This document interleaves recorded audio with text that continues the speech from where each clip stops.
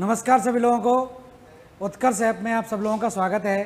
तो देखिए, हम बात कर रहे थे विश्व के महाद्वीपों की, और विश्व के महाद्वीपों में हमने टॉपिक शुरू किया था आपका यूरोप। और यूरोप के बारे में हम कुछ चीज़ें यहाँ पर जान रहे थे कि यूरोप से बहुत बेसिक क्वेश्चन आपके पूछे जाएंगे, बहुत ज़्यादा, क्योंकि यूरोप में छोटे छोटे बहुत सारे देश हैं। तो पिछली क्लास अगर आपने देखी होगी, लास्ट क्लास में हम बात कर रहे थे यूरोप के चारों तरफ कुछ जलसंधियाँ नज़र आती हैं। तो उन जलसंधियों के बारे में बात कर रहे थे। तो पिछला मैप आप देख पा रहे होंगे, क्लियर नहीं था, तो मैं यहाँ पर इसको थोड़ा सा दोबारा से आपको बता देता हूँ। तो यहाँ पर आप क्लियरली देख पा रहे हैं क्या, स्पेन है और ये पुर्तगाल है, और नीचे की तरफ अफ्रीका महाद्वीप आ जाता है। तो नीचे क्या था, मोरक्को था। नीचे क्या था, मोरक्को, मोरक्को देश था, ये अफ्रीकी देश है। और यहाँ से लेकर यहाँ तक ये एक सागर दिखाई देता है, और इस सागर को हम क्या बोलते हैं, भूमध्य सागर बोलते हैं या मेडिटेरेनियन सी बोलते हैं। और यहाँ पर एक और सागर देख रहे हैं, इस सागर को हम क्या बोलते हैं, काला सागर बोलते हैं, काला सागर कहलाता है। और यहाँ पर एक छोटा सा और सागर आप देख पा रहे होंगे, इसको हम बोलते हैं मारमारा सागर, ये कहलाता है मारमारा सागर। और मारमारा सागर के नीचे तुर्की देख रहे हैं, टर्की, और एक पीला तुर्की यहाँ पर भी है। तो इसके दो भाग हैं। तुर्की मैंने बताया कि एशिया में भी आता है और यूरोप में भी आता है। तो ये जो बड़ा वाला भाग है, ये तुर्की का भाग किस में आता है, ये एशिया के अंदर आता है। और ये छोटा सा भाग कहाँ पर आता है, ये यूरोप के अंदर आता है। ठीक है। और इन दोनों के बीच में एक जल संधि मैंने आपको बताई थी, बहुत महत्वपूर्ण जल संधि है। यहाँ पर एक जल संधि है, इसको बोलते हैं बॉस्फोरस जल संधि, बॉस्फोरस जल संधि। ठीक है, इस तरह से है। तो ये किसके बीच में है, तुर्की के बीच में है, दक्षिणी तुर्की और उत्तरी तुर्की के बीच में पड़ती है। और किसको जोड़ती है, काला सागर को मारमारा सागर से जोड़ती है। और यहाँ पर मोरक्को है और ऊपर स्पेन है, तो यहाँ पर एक जल संधि बन जाती है। और इस जल संधि को मैंने आपको बताया था जिब्राल्टर जल संधि, तो ये कहलाती है जिब्राल्टर जल संधि। जिब्राल्टर जल संधि की हम बात कर चुके हैं। उसके बाद ये यूनाइटेड किंगडम है और ये फ्रांस है, इन दोनों के बीच में एक और जल संधि है, और इस जल संधि को मैंने बताया था आपको डोबर जल संधि, डोबर जल संधि। ब्रिटेन और फ्रांस के बीच में, और यहाँ पर एक जल संधि और बन जाएगी, इसको हम बोलते हैं क्या, नॉर्थ चैनल।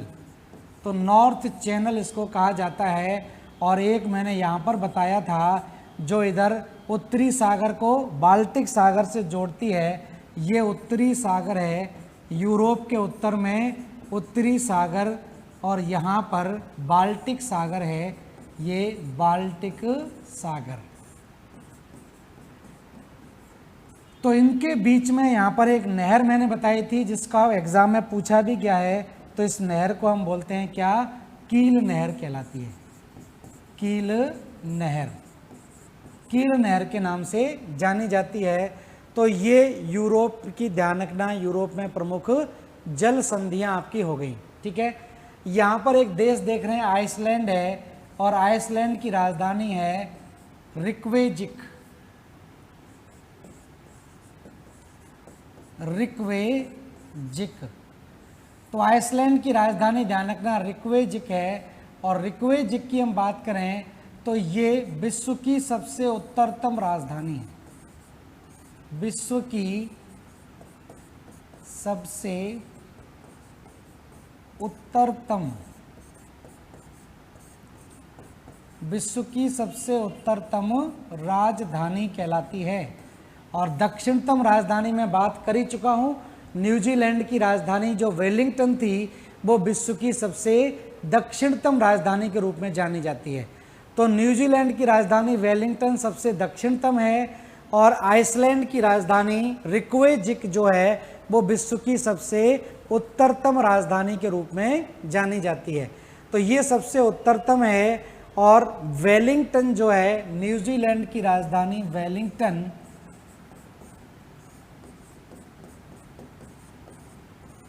न्यूजीलैंड की राजधानी वेलिंगटन, ये दक्षिणतम राजधानी है। विश्व की सबसे दक्षिणतम राजधानी।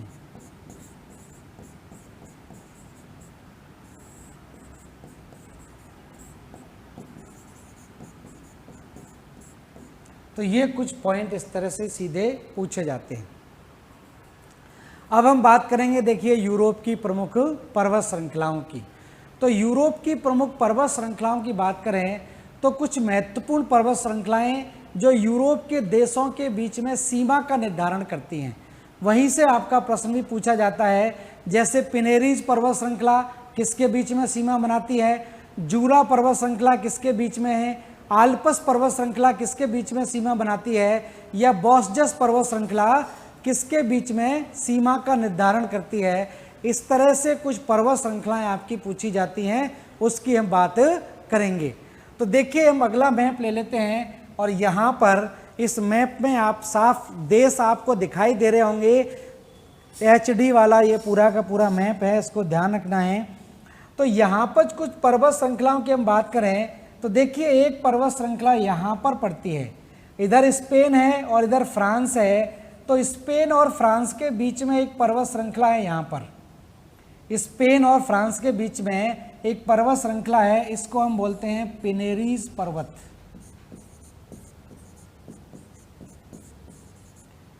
पिनेरीज पर्वतमाला या पिनेरीज पर्वत श्रृंखला स्पेन और फ्रांस के बीच में है, ठीक है।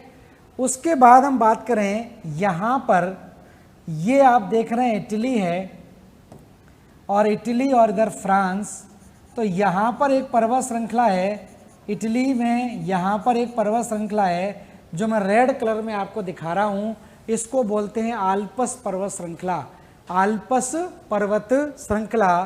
तो इटली और फ्रांस के बीच में एक और पर्वत श्रृंखला है, इसको मैं नाम लिख देता हूँ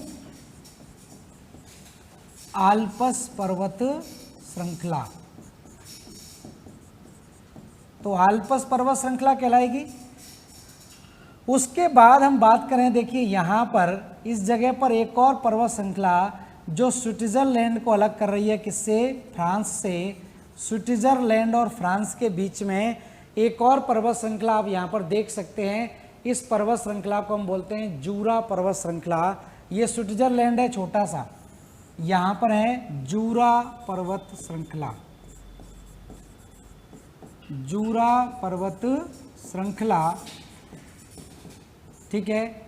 और इधर की तरफ आप देख रहे हैं फ्रांस है और इधर जर्मनी है।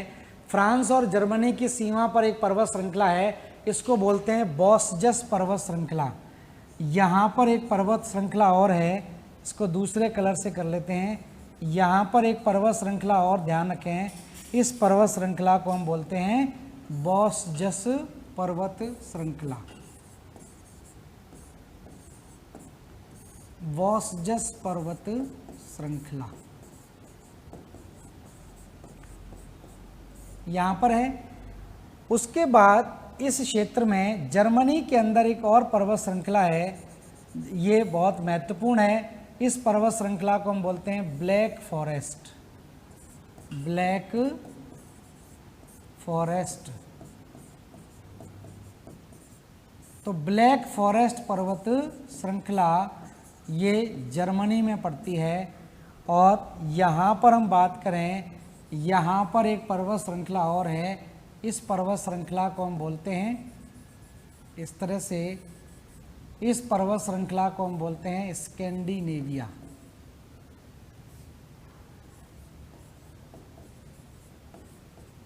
स्कैंडिनेविया।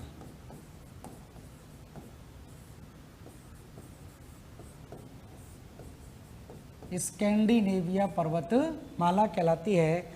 और यूरोप और एशिया को अलग करने वाली पर्वत श्रृंखला वो तो आप जानते ही हैं। तो यूरोप को एशिया से अलग करने वाली पर्वत श्रृंखला यहाँ पर नज़र आती है। इस पर्वत श्रृंखला को हम बोलते हैं यूराल पर्वत श्रृंखला। यूराल पर्वत श्रृंखला, और ये एक नवीन वलित पर्वत श्रृंखला है, हिमालय की तरह ही इसका निर्माण हुआ है।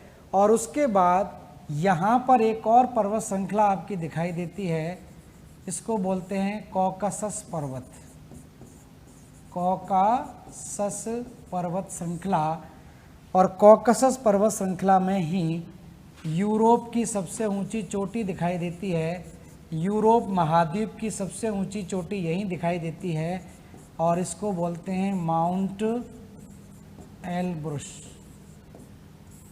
माउंट एलब्रुस ध्यान रखना यूरोप महाद्वीप की सबसे ऊंची चोटी है, किसमें पड़ती है? कॉकसस पर्वतमाला में। कॉकसस पर्वतमाला में यूरोप महाद्वीप की सबसे ऊंची चोटी कहलाती है। तो ये प्रमुख पर्वत श्रृंखलाएं आप दिखाई देती हैं यूरोप के अंदर। इसको आप मैप में या एटलस आपके पास है तो उसके अनुसार ढूंढकर लिख सकते हैं, ठीक है। अब इनके बारे में मैं लिख देता हूं, थोड़ा सा नोट डाउन कर लें, नहीं तो आप परेशान हो जाएंगे क्या स्थिति है। तो एक एक पर्वत श्रृंखला के बारे में बात करें तो देखिए, सबसे पहले लिख लीजिए पिनेरीज पर्वतमाला, पिनेरीज पर्वतमाला। और पिनेरीज पर्वतमाला ध्यान रखें किसके बीच में है? पिनेरीज पर्वतमाला मैंने आपको लिखाया था स्पेन और फ्रांस की सीमा बनाती है, स्पेन और फ्रांस की सीमा पर,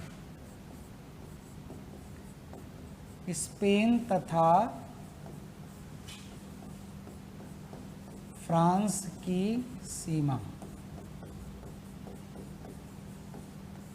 तो स्पेन और फ्रांस की सीमा पर पड़ते हैं। इसके बाद आल्प्स पर्वत श्रृंखला की बात करें तो वो इटली और फ्रांस की सीमा पर है।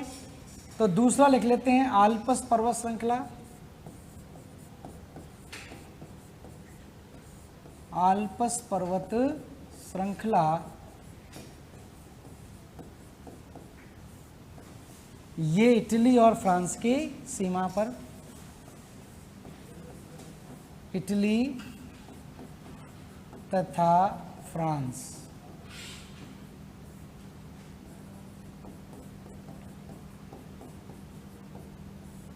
इटली और फ्रांस की सीमा पर पड़ते हैं। और ये जो आल्प्स पर्वत श्रृंखला है इसकी सबसे ऊंची चोटी पूछी जाती है, ठीक है। तो आल्प्स पर्वत श्रृंखला की सबसे ऊंची चोटी, आल्प्स पर्वत श्रृंखला की सबसे ऊंची ध्यान रखना चोटी का नाम है माउंट ब्लांक, माउंट ब्लांक।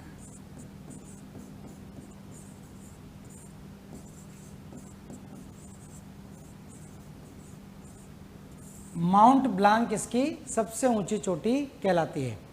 तो ध्यान रखें एटलस आल्प्स पर्वत श्रृंखला की सबसे ऊंची चोटी माउंट ब्लांक है। लेकिन पूरे यूरोप महाद्वीप की पूछी जाए तो पूरे यूरोप महाद्वीप की सबसे ऊंची चोटी माउंट एल्ब्रुस कहलाती है। और माउंट एल्ब्रुस कहाँ पर थी? माउंट एल्ब्रुस कॉकसस पर्वत श्रृंखला में पड़ती है, ठीक है। और उसके बाद एक और पर्वत श्रृंखला की बात करें जिसको बोलते हैं जूरा पर्वत श्रृंखला, जूरा पर्वत श्रृंखला।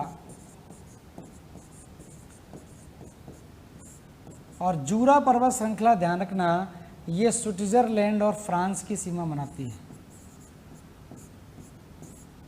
स्विट्जरलैंड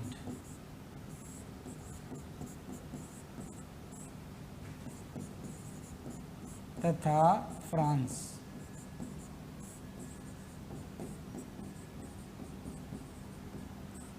तो स्विट्जरलैंड और फ्रांस की सीमा पर आपकी पड़ती है जूरा पर्वत श्रृंखला। और वोस्जस पर्वत श्रृंखला की बात करें तो ये जर्मनी और फ्रांस के बीच में है, वोस्जस पर्वत श्रृंखला जर्मनी तथा फ्रांस के मध्य,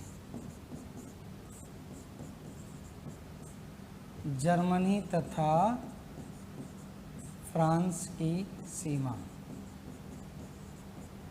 जर्मनी और फ्रांस की सीमा बनाती है। और उसके बाद हम बात करें नेक्स्ट आल्प्स पर्वत श्रृंखला से थोड़ा ध्यान रखना, यहाँ से एक नदी निकलती है जो राइन नदी है। राइन नदी जर्मनी की सबसे प्रमुख नदी है, तो राइन नदी की उत्पत्ति ध्यान रखना यहीं से होती है।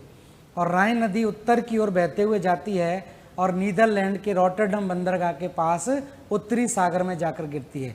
तो राइन नदी ध्यान रखना निकलती है आल्प्स पर्वत श्रृंखला से, वो नदियों में बात करेंगे। उसके बाद एक और महत्वपूर्ण पर्वत श्रृंखला है, इसको बोलते हैं black forest. Black forest, black forest. तो ब्लैक फॉरेस्ट पर्वत श्रृंखला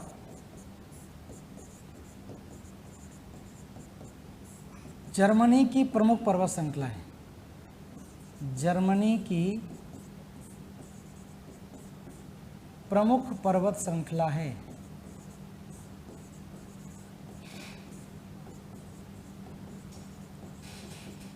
और दूसरी इसकी विशेषता क्या है कि ये एक ब्लॉक पर्वत श्रृंखला है। ब्लॉक पर्वत श्रृंखला मतलब भ्रंश के कारण इसका निर्माण हुआ है, फॉल्टिंग के कारण, धंसने के कारण इसका निर्माण हुआ है। तो ये ब्लॉक पर्वत श्रृंखला के रूप में जानी जाती है। और डैन्यूब नदी जो है वो यहीं से निकलती है, जो यूरोप की सबसे लंबी नदी कहलाती है। यूरोप में 5 राज्यों की राजधानी से होकर निकलती है।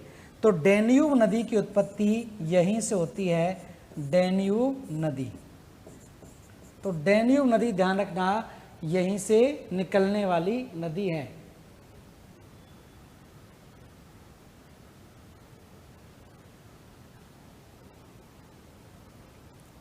अब इसके बाद यूरोप की सबसे लंबी पर्वत श्रृंखला की बात करें तो यूरोप और एशिया की सीमा भी बनाती है, इसको बोलते हैं यूराल पर्वत श्रृंखला। यूराल पर्वत श्रृंखला।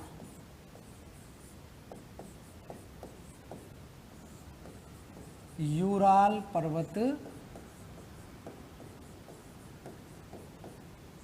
श्रृंखला। तो लिख लें इसके बारे में, यूरोप की सबसे लंबी पर्वत श्रृंखला। यूरोप की सबसे लंबी पर्वत श्रृंखला है। ठीक है। दूसरा, यूरोप तथा एशिया को अलग करती है। यूरोप तथा एशिया महाद्वीपों को पृथक करती है।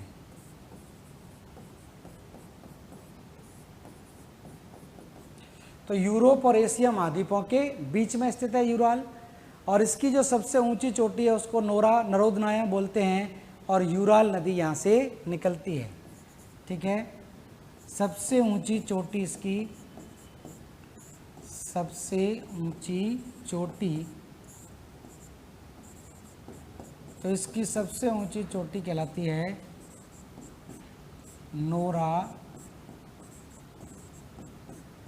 नरोदनाया।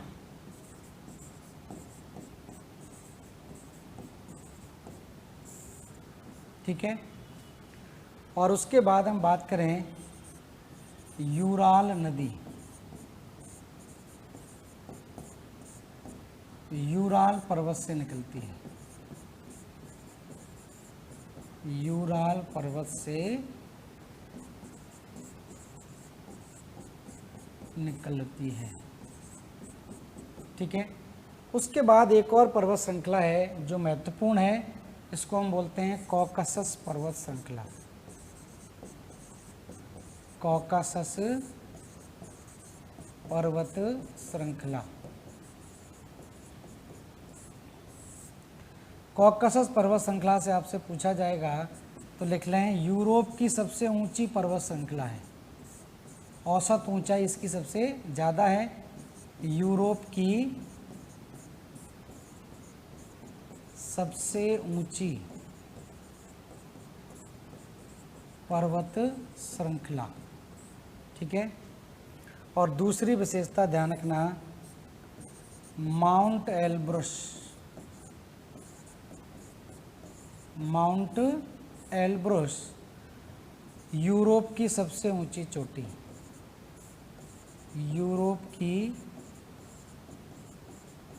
सबसे ऊंची चोटी। तो यूरोप की सबसे ऊंची चोटी आपकी दिखाई देती है कहाँ पर? कॉकसस पर्वत श्रृंखला में, जो आपकी कहाँ पर स्थित है? एशियाई और यूरोपीय रूस के अंदर आती है, यूरोपीय रूस में। तो माउंट एल्ब्रस कहाँ पर है? रूस के अंदर आती है।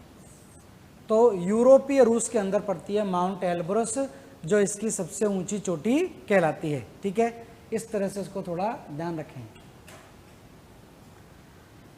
तो कॉकसस पर्वत श्रृंखला ध्यान रखना यूरोप की सबसे ऊंची चोटी कहलाती है। तो यूरोप की सबसे ऊंची चोटी पूछा जाए तो कॉकसस है, या यूरोप की सबसे ऊंची चोटी या सबसे ऊंची पर्वत श्रृंखला तो कॉकसस, और सबसे ऊंची चोटी कहलाती है माउंट एल्ब्रुस। तो माउंट एल्ब्रुस ध्यान रखना यूरोप महाद्वीप की सबसे ऊंची चोटी कहलाती है। तो यूरोप महाद्वीप की सबसे ऊंची चोटी अगर पूछी जाए तो आपको ध्यान रखना है। तो यहाँ पर यूरोप की प्रमुख जल संधियाँ हो गई। जल संधियों के बाद हमने बात कर ली यूरोप की प्रमुख पर्वत श्रृंखलाओं की, और उसके बाद देखिए अगर बात की जाए तो यूरोप की प्रमुख नदियों की। नदियों से अक्सर प्रश्न आपके पूछे जाते हैं। 4 नदियाँ आपको दे देंगे और आपसे पूछेंगे निम्नलिखित में से सबसे ज़्यादा देशों से होकर बहने वाली नदी का नाम बताइए। और सबसे लंबी लंबी नदियाँ आपको दे देंगे, नील नदी दे देंगे, ब्रह्मपुत्र नदी दे देंगे, या अमेजन नदी दे देंगे, और डैन्यूब नदी दे देंगे। तो ध्यान रखना डैन्यूब नदी सबसे ज़्यादा देशों से होकर बहती है, और यूरोप के 5 देशों की राजधानियों को भी जोड़ती है डैन्यूब नदी। तो यहाँ पर हम बात करेंगे यूरोप की प्रमुख नदियों की। तो क्या क्या स्थिति नदियों की बनती है उसको हम यहाँ पर लिख लेते हैं। तो मैप ले लेते हैं। यहाँ पर ये मैप देख पा रहे होंगे, ये थोड़ा सा आपका मैप थोड़ा सा वैसा हो जाएगा, तो मैं ब्लैक एंड वाइट मैप आपको ले लेता हूँ। तो यहाँ पर आप यूरोप देख पा रहे होंगे, तो यहाँ से कुछ नदियों की मैं बात कर लेता हूँ। ठीक है, तो जरूरी नहीं मैप पर सारी नदियाँ आप पढ़ें। तो यहाँ से आपको पता है कि ये यूराल पर्वत श्रृंखला है, ये यूराल पर्वत श्रृंखला है, और यूराल पर्वत श्रृंखला से एक नदी निकलती है। यूराल पर्वत श्रृंखला से नदी निकलती है जो कैस्पियन सागर में जाकर गिरती है। यहाँ से एक नदी निकलती है इस तरह से, ये, और ये जाकर गिरती है कहाँ पर? कैस्पियन सागर में। इस नदी को बोलते हैं हम यूराल नदी, यूराल नदी। उसके बाद यहीं से एक और नदी निकलती है, यहाँ पड़ती है वालदाई की पहाड़ी, वालदाई पहाड़ी। और वालदाई पहाड़ी ध्यान रखना, ये यहाँ से यूरोप की सबसे लंबी नदी निकलती है। और यूरोप की सबसे लंबी नदी आपको पता है कौन सी है? वोल्गा नदी है। और ये भी जाकर कहाँ पर गिरती है? ये भी आपकी गिरती है कैस्पियन सागर में। तो कैस्पियन सागर झील का उत्तरी सिरे पर लवणता कम पाई जाती है, क्योंकि यहाँ पर 2 बड़ी मीठे पानी की नदियाँ गिरती हैं। इन मीठे पानी की नदियों के कारण कैस्पियन सागर के उत्तर में जो है वो लवणता कम पाई जाती है, दक्षिण में लवणता ज़्यादा पाई जाती है। तो वोल्गा नदी और यूराल नदियाँ, ये दोनों नदियाँ कहाँ पर गिरती हैं? कैस्पियन सागर में गिरती हैं, कैस्पियन सागर। ठीक है, उसके बाद ये जर्मनी है। ये क्या है? जर्मनी है। यहाँ पर ये जर्मनी है, और जर्मनी में मैंने बताया था आपको, जर्मनी में आपका पड़ता है ब्लैक फॉरेस्ट, और ब्लैक फॉरेस्ट से होते हुए एक नदी यहाँ पर पहुँचती है। इस नदी को बोलते हैं डैन्यूब नदी, डैन्यूब नदी, डैन्यूब नदी है। और उसके बाद यहाँ से एक नदी निकलती है इससे, और वो यहाँ पर जाकर गिरती है। इस नदी को हम बोलते हैं राइन नदी। ये नदी कौन सी कहलाती है? राइन नदी कहलाती है। राइन नदी आपको ध्यान रखना है यहाँ पर। उसके बाद यहाँ पर एक और नदी है, इसको बोलते हैं सीन नदी। फ्रांस में सीन नदी कहलाती है। और यहाँ पर एक और नदी है, इसको बोलते हैं थेम्स नदी। थेम्स नदी। ब्रिटेन की सबसे प्रमुख नदी कौन सी है? थेम्स नदी कहलाती है। तो ये हो गई यूरोप की प्रमुख नदियां।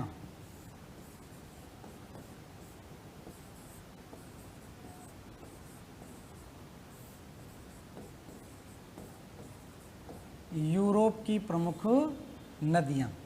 तो ये नदियों की हम बात करेंगे। नदियों को आप मैप में बना लें या एटलस में ढूंढकर लिख लें। ये यूरोप की प्रमुख नदियां हैं जिनके बारे में हम चर्चा करेंगे।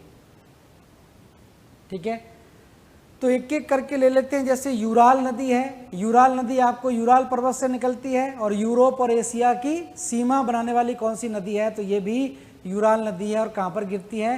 कैस्पियन सागर में गिरती है। तो इस तरह से इन नदियों के बारे में मैं लिख दूं तो यहाँ पर देखिए ये ब्लैक फॉरेस्ट पर्वत है। ये कहाँ से निकल रही है? Black forest.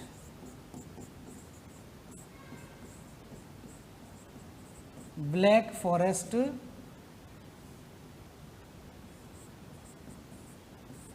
और ये यहाँ पर कहाँ से निकलती है? आल्प्स पर्वत से।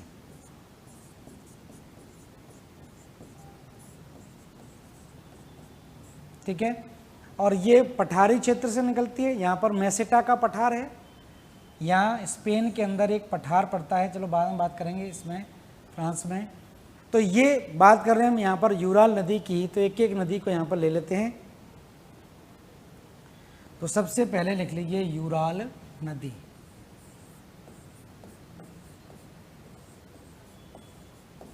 यूराल नदी, और यूराल नदी लिख लें यूरोप तथा एशिया की सीमा बनाती है। यूरोप तथा एशिया की सीमा बनाती है। तो यूरोप और एशिया की सीमा से होकर कौन सी नदी बहती है? तो ध्यान रखना यूराल नदी है। और यूराल नदी यूराल पर्वत से निकलती है।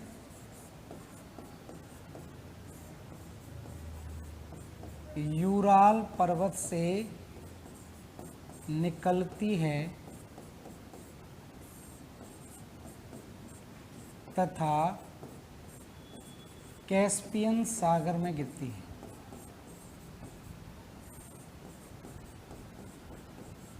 कैस्पियन सागर में गिरती है।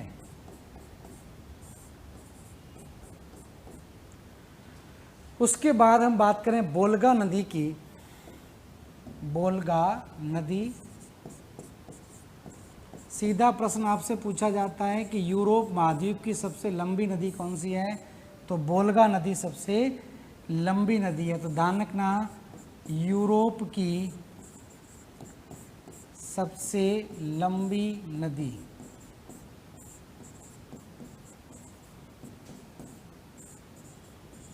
यूरोप की सबसे लंबी नदी है। ठीक है, कहाँ से निकलती है? वाल्दाई पहाड़ियों से निकलती है। वाल्दाई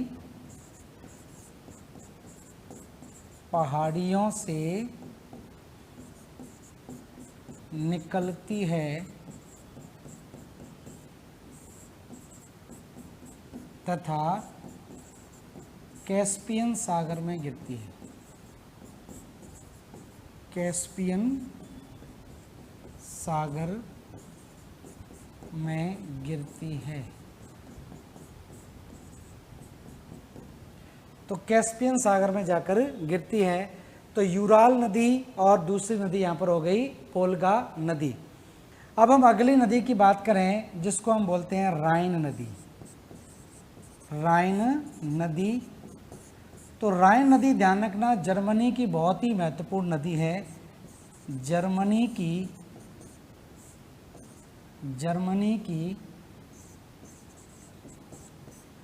महत्वपूर्ण नदी है।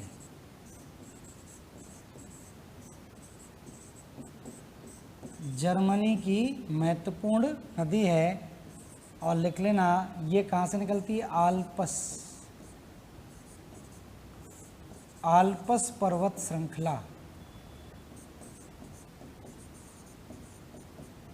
आल्प्स पर्वत श्रृंखला से निकलती है तथा उत्तर में नीदरलैंड में उत्तरी सागर में गिरती है। उत्तरी सागर में गिरती है, तो उत्तरी सागर में जाकर गिरती है ये नदी। ठीक है, उसके बाद देखिए हम इसके बारे में कुछ और जान लेते हैं। राइन नदी की बात करें तो देखिए राइन नदी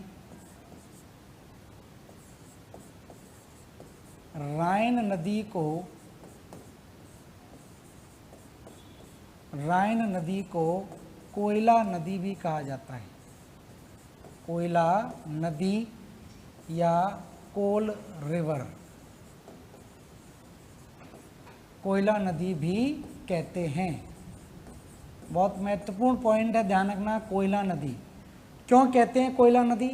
क्योंकि यही नदी जो है, इस नदी से जब यूरोप में औद्योगिक क्रांति आई थी, यूरोप के अंदर जब औद्योगिक क्रांति आपकी आई थी, तो इस औद्योगिक क्रांति के दौरान यूरोप के अंदर इस औद्योगिक क्रांति के अंतर्गत आपने देखा होगा कि कोयले की बहुत ज़्यादा खपत हुई थी। और जर्मनी में आपको पता होगा जो रुह्र क्षेत्र है, जर्मनी का रुह्र क्षेत्र है, वो किसके लिए जाना जाता है? वो कोयले के लिए जाना जाता है। तो जर्मनी का जो रुह्र क्षेत्र है, ध्यान रखना, जर्मनी का रुह्र प्रदेश,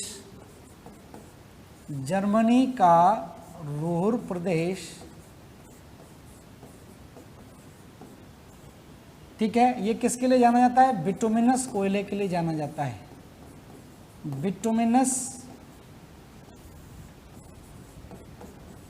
बिटुमिनस कोयले का भंडार।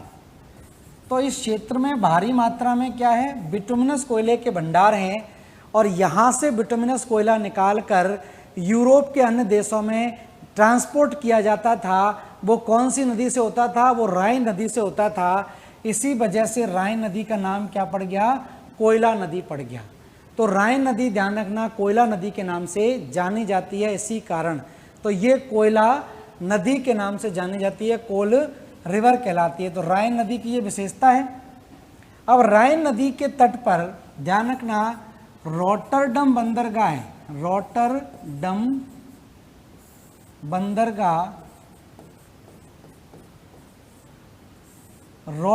बंदरगाह ध्यान रखना, ये नीदरलैंड का बंदरगाह है। नीदरलैंड में पड़ता है। रॉटरडम बंदरगाह यूरोप का सबसे व्यस्ततम बंदरगाह है। यूरोप का सबसे व्यस्ततम बंदरगाह है। यूरोप का सबसे व्यस्ततम बंदरगाह। तो यूरोप का सबसे व्यस्ततम बंदरगाह कहलाता है, बिजिएस्ट पोर्ट ऑफ यूरोप कहलाता है रॉटरडम बंदरगाह, जो कौन सी नदी के किनारे स्थित है? ये राइन नदी के किनारे स्थित है। और ध्यान रखना राइन नदी यूरोप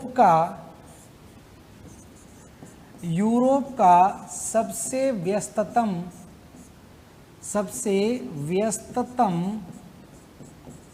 आंतरिक जलमार्ग बनाती है।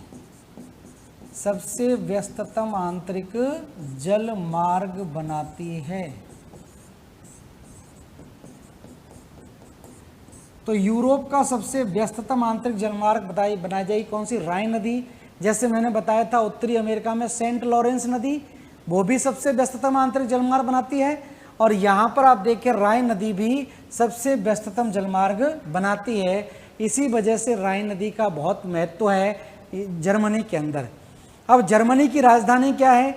जर्मनी की राजधानी आप लोग बता सकते हैं क्या है? जर्मनी की राजधानी है बर्लिन।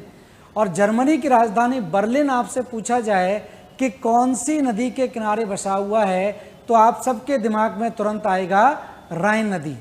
लेकिन जर्मनी की राजधानी बर्लिन, ध्यान रखना, राइन नदी के किनारे नहीं है। राइन नदी की एक सहायक नदी है स्प्री नदी। तो ध्यान रखना, जर्मनी की राजधानी बर्लिन जो है, बर्लिन शहर जो जर्मनी की राजधानी है, जर्मनी के एकीकरण के बाद जर्मनी की राजधानी कहलाती है, जर्मनी की राजधानी कहलाती है बर्लिन, स्प्री नदी के किनारे स्थित है। स्प्री नदी के किनारे स्थित है। तो स्प्री नदी के किनारे स्थित है आपका क्या, बर्लिन शहर।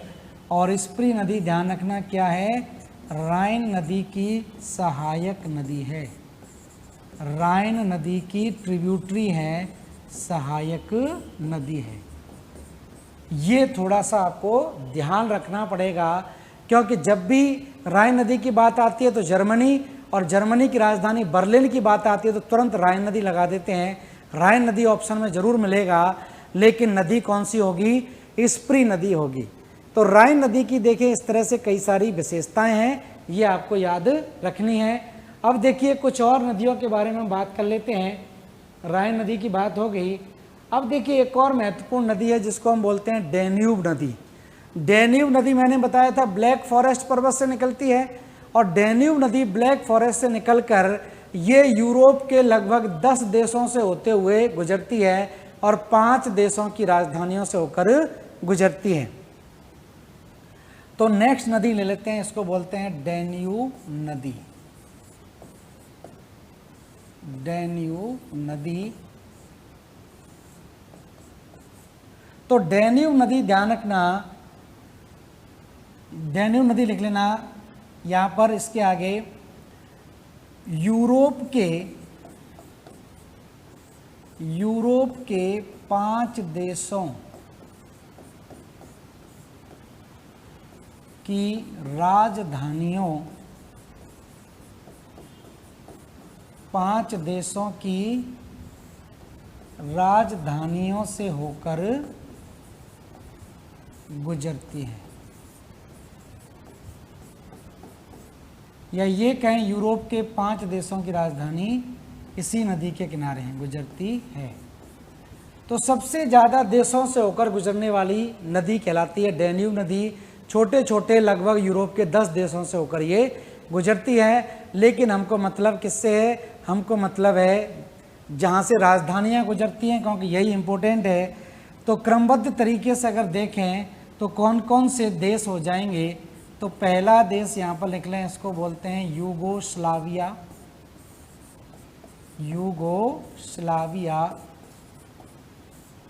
यूगोस्लाविया के बाद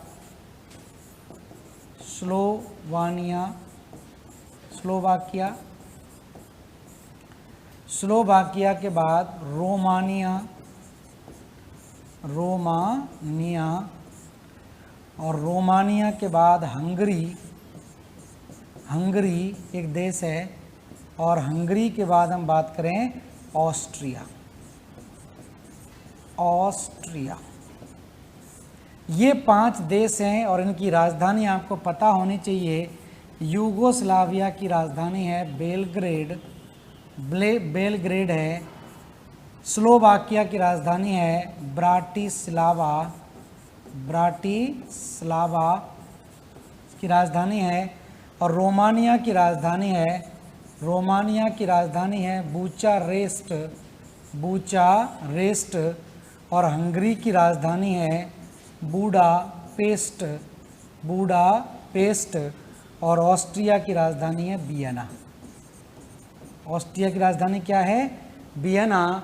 और वियना इसलिए भी इम्पोर्टेंट है क्योंकि IAEA का मुख्यालय कहाँ पर स्थित है, वियना में ही स्थित है। तो वियना की इम्पोर्टेंस यहाँ पर लिख लें, IAEA का मुख्यालय, हेडक्वार्टर ऑफ IAEA। अब IAEA से आपको लग रहा होगा ये क्या है, तो ध्यान रखना ये है इंटरनेशनल एटॉमिक एनर्जी एजेंसी। ठीक है, तो ये इंटरनेशनल एटॉमिक एनर्जी एजेंसी है, अंतर्राष्ट्रीय परमाणु ऊर्जा संस्था, परमाणु ऊर्जा एजेंसी कहलाती है। तो अंतर्राष्ट्रीय, ध्यान रखना, परमाणु ऊर्जा, अंतर्राष्ट्रीय परमाणु ऊर्जा एजेंसी। तो अंतर्राष्ट्रीय परमाणु ऊर्जा एजेंसी की बात आती है तो आईएईए है, कहाँ पर है, वियना में है, और वियना किसकी राजधानी है, ऑस्ट्रिया की राजधानी। ऑस्ट्रेलिया मत समझ लेना इसको, ऑस्ट्रिया यूरोपीय देश है, ऑस्ट्रिया की राजधानी कहलाती है वियना। तो आप देख रहे हैं डेन्यूब नदी, डेन्यूब नदी कहाँ से निकल रही थी, जर्मनी में ब्लैक फॉरेस्ट पर्वत श्रृंखला से निकलती है। जर्मनी में ब्लैक फॉरेस्ट पर्वत श्रृंखला से निकलती है।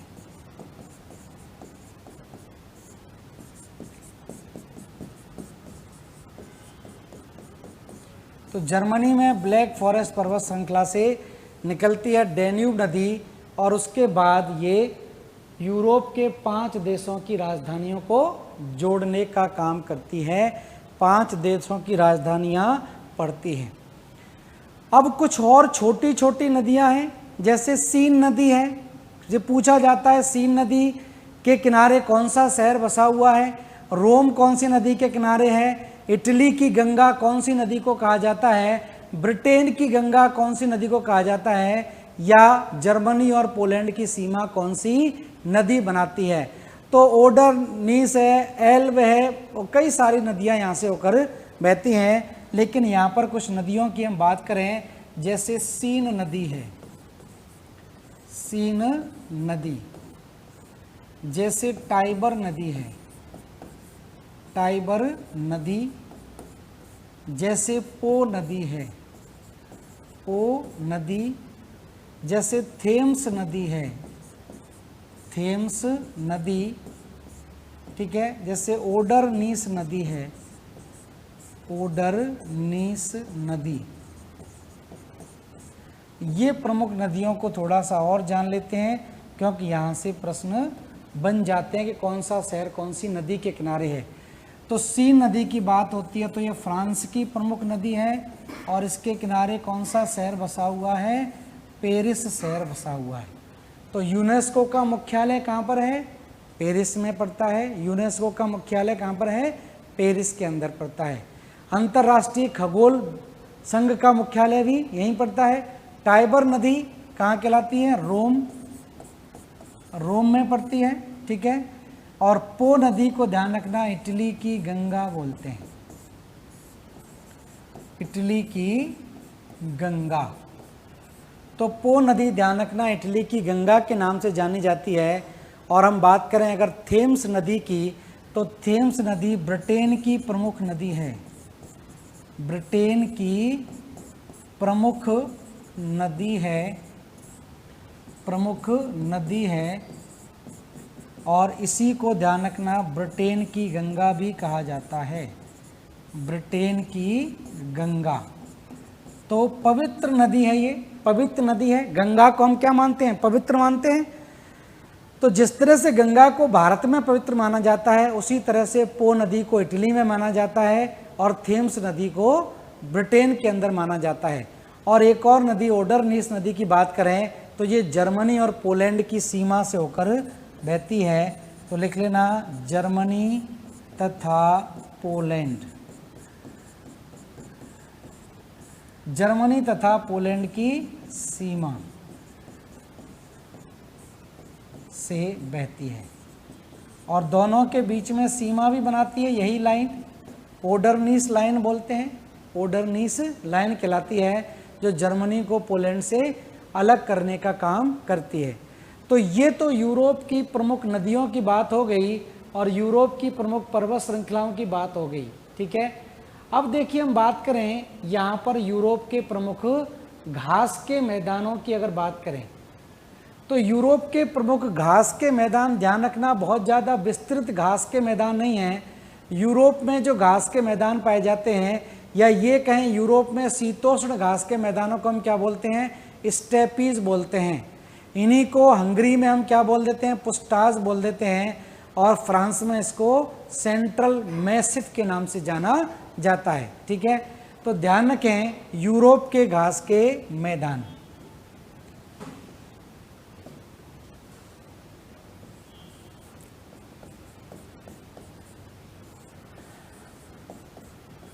यूरोप के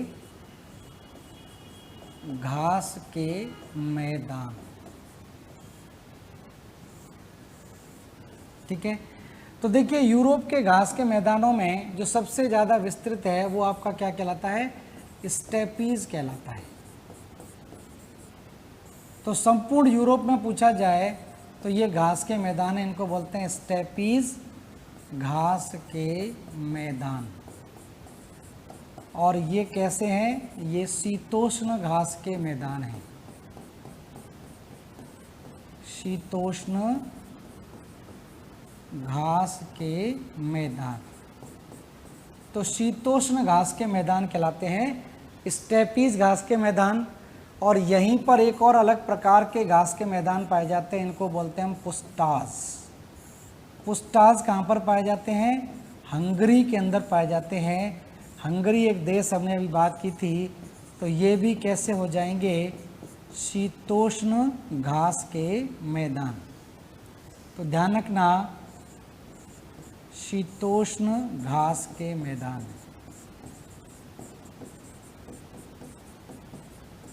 और इसी प्रकार के घास के मैदान आप देख सकते हैं कहाँ पर हैं, स्पेन के अंदर पड़ते हैं, जिनको सेंट्रल, फ्रांस के अंदर सेंट्रल मैसिफ बोलते हैं। तो सेंट्रल मैसिफ, सेंट्रल मैसिफ,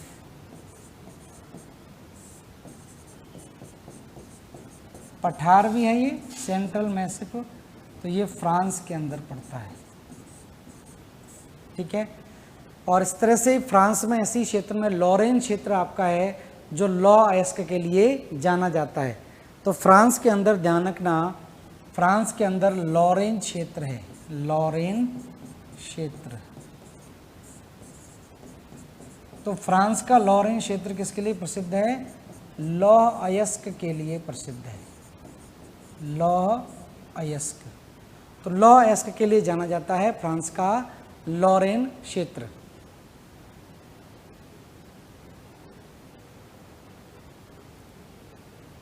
ठीक है, अब देखिए कुछ यूरोप के कुछ देशों के उपनाम हैं।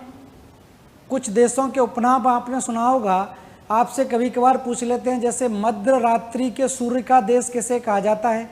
मध्य रात्रि के सूर्य का देश, ऐसा का मतलब ये नहीं है कि रात में सूरज वहाँ पर निकल आता है, लेकिन रात में क्या होता है कि सूर्य के जब उत्तरायण होता है, सूर्य जब उत्तरायण होता है तो वहाँ पर क्या होता है कि सूर्य की कुछ किरणें वहाँ पर दिखाई देती हैं, तो वहाँ पर कुछ प्रकाशमान हो जाता है रात में। ऐसा नहीं कि रात में धूप निकलने लग जाती है, तो उसको मध्य रात्रि के सूर्य का देश बोल देते हैं। नॉर्वे को, या विश्व की दुग्ध नगरी, तो विश्व में सबसे ज़्यादा डेयरी प्रोडक्ट है वो आपके कहाँ पर हैं, डेनमार्क के अंदर हैं। तो ध्यान रखना विश्व की दुग्ध नगरी या डेयरी हम बोलते हैं किसको, डेनमार्क को कहा जाता है। या झीलों का देश अगर पूछा जाए तो फिनलैंड को हम झीलों का देश बोल देते हैं। किसानों का देश अगर पूछा जाए तो फ्रांस को हम किसानों का देश बोल देते हैं, या मिनी यूरोप हम बोल देते हैं फ्रांस को। या ये भी पूछा जाता है कि यूरोप का खेल का मैदान किसको कहा जाता है, the play ground of Europe किसे कहते हैं, तो वो स्विट्जरलैंड को बोलते हैं। स्विट्जरलैंड को यूरोप का खेल का मैदान भी बोलते हैं। और पोप का शहर पूछा जाए किसे कहा जाता है, तो वेटिकन सिटी को पोप का शहर भी कहा जाता है। तो इस तरह से यूरोप के कुछ देशों के उपनाम हैं, उसको यहाँ पर हम लिख लेते हैं। तो यूरोप के देशों के उपनाम,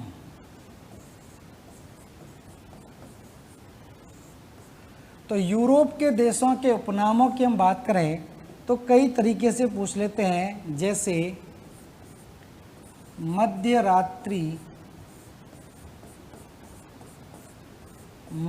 रात्रि के सूर्य, लैंड ऑफ मिडनाइट सन। तो मध्य रात्रि के सूर्य का देश किसे कहा जाता है? तो ये ध्यान रखना, किसको बोलते हैं? नॉर्वे को बोलते हैं। ठीक है।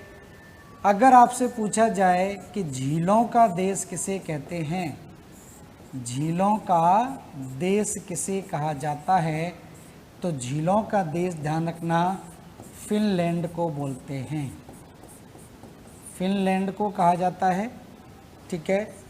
या पूछा जाए कि विश्व की दुग्ध नगरी किसे कहा जाता है, या विश्व की डेयरी किसे कहा जाता है, तो विश्व की दुग्ध नगरी हम बोलते हैं किसको? डेनमार्क को कहते हैं। डेनमार्क को बोल देते हैं। ठीक है।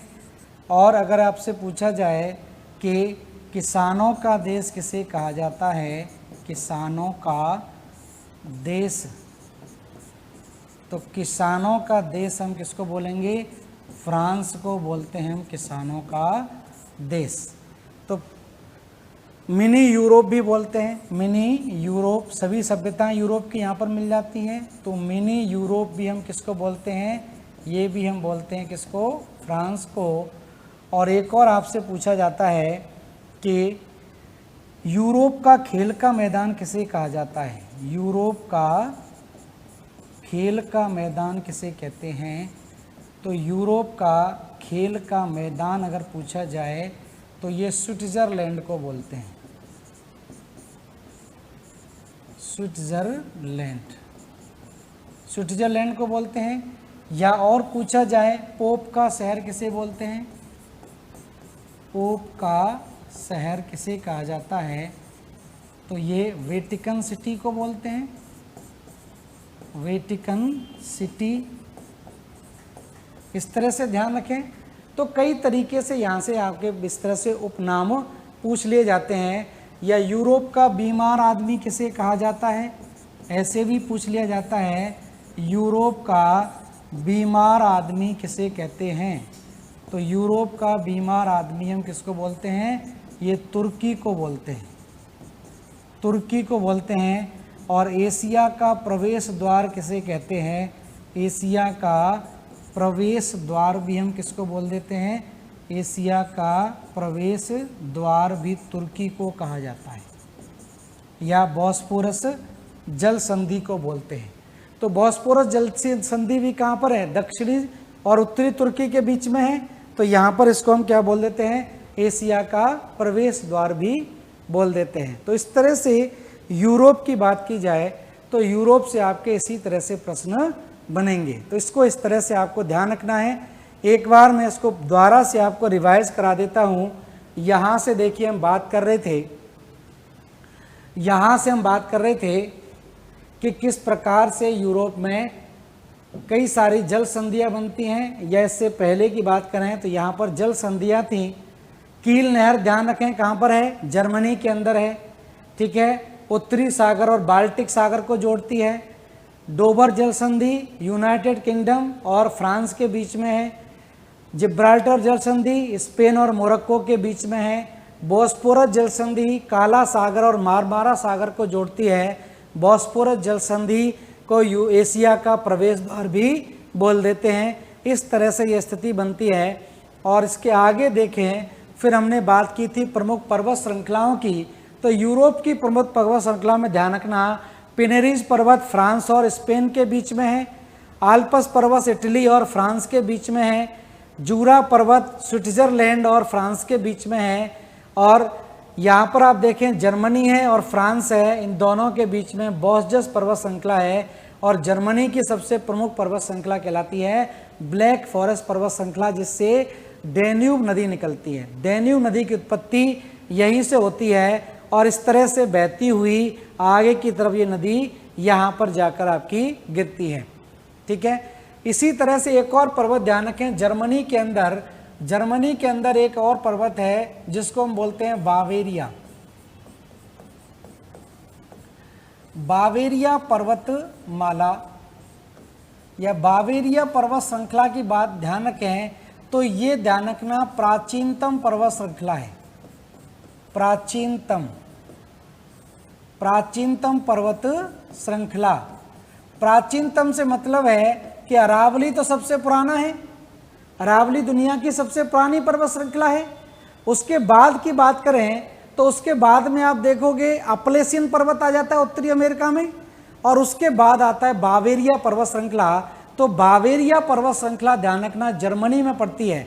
सीधा भी कभी कभार पूछ सकते हैं आपसे बावेरिया पर्वत श्रृंखला किस देश में है, तो बावेरिया पर्वत श्रृंखला जर्मनी में पड़ती है और ये प्राचीनतम पर्वत श्रृंखला है। और आपको पता होगा हिटलर ने यहीं पर एक कार की कंपनी का प्लांट लगाया था, और उस कार की कंपनी को आप सब लोग जानते होंगे, सबका सपना होता है इस कार में बैठने का या इस कार को खरीदने का। इसको हम बोलते हैं क्या, BMW। BMW की फुल फॉर्म अगर आप पता लगाएंगे तो आपको पता रहेगा BMW, ये तो जानते होंगे जर्मनी की कंपनी है, लेकिन BMW की फुल फॉर्म जो है ये बावेरिया मोटर वर्क्स कहलाती है। तो बावेरिया पर्वत श्रृंखला के ऊपर हिटलर के द्वारा इसका प्लांट लगाया गया था, संयंत्र लगाया गया था। इसी वजह से इस कार कंपनी का नाम क्या पड़ गया, BMW पड़ गया। तो ये बावेरिया मोटर वर्क्स के नाम पर इस कंपनी का नाम है। तो बावेरिया पर्वत श्रृंखला ध्यान रखना कहाँ पर है, जर्मनी के अंदर पड़ती है। ठीक है, आल्प्स पर्वत श्रृंखला की बात कर रहे थे। आल्प्स पर्वत श्रृंखला की सबसे ऊंची चोटी कौन सी थी, माउंट ब्लांक थी। माउंट ब्लांक ध्यान रखना, माउंट ब्लांक आल्प्स पर्वत श्रृंखला की सबसे ऊंची चोटी है। और माउंट ब्लांक के आपको ध्यान रखना इटली के पेन आते हैं, इटालियन पेन आते हैं, जो ये मान लीजिए दुनिया में सबसे महंगे पेन है। इटली का पेन है। पहले अनिल कपूर इसका ऐड किया करता था, जैसे अमिताभ बच्चन ऐड करता था आपके पार्कर के पेन का। पार्कर भी महंगे पेन थे, लेकिन पार्कर ने सस्ते पेन बनाना शुरू कर दिया। लेकिन माउंट ब्लांक के पेन जो है वो अभी भी दुनिया में सबसे महंगे आते हैं, जो मोदी जी के जेब में आप देख पाएंगे। तो माउंट ब्लांक का जो सबसे सस्ता पेन है उसकी कीमत कम से कम 30 से 35 हज़ार रुपये की होती है। और महंगा पेन तो आपको पता ही है, 1.25 लाख रुपए का इसका पेन आता है। तो माउंट ब्लांक पर्वत ध्यान रखना ये कहाँ पर है, जर्मनी, इसके इटली के अंदर है। और इसी के नाम से इटली के अंदर क्या आते हैं, पेन भी आते हैं, फाउंटेन पेन होता है वो। तो माउंट ब्लांक पर्वत ध्यान रखना कहाँ पर है, इटली के अंदर पड़ता है। उसके बाद हमने बात की थी कौन सी, स्कैंडिनेविया। तो ये आपकी नॉर्वे स्वीडन की सीमा पर है। फिर हम बात कर रहे थे किसकी, फिर हम बात कर रहे थे कॉकसस पर्वत श्रृंखला की। तो कॉकसस पर्वत श्रृंखला ध्यान रखना पड़ती तो रूस के अंदर है, लेकिन ये यूरोप की सबसे ऊंची पर्वत श्रृंखला कहलाती है। इसकी औसत ऊंचाई सबसे ज़्यादा है और इसी में यूरोप की सबसे ऊंची चोटी पड़ती है। तो ये भी पूछा जाता है कि यूरोप की सबसे ऊंची चोटी कौन सी है, और यूरोप की सबसे ऊंची चोटी जो है एल्ब्रुस, ये किस देश में स्थित है। तो ध्यान रखना ये कहाँ पर स्थित है, ये यूरोपीय रूस में आपकी पड़ती है।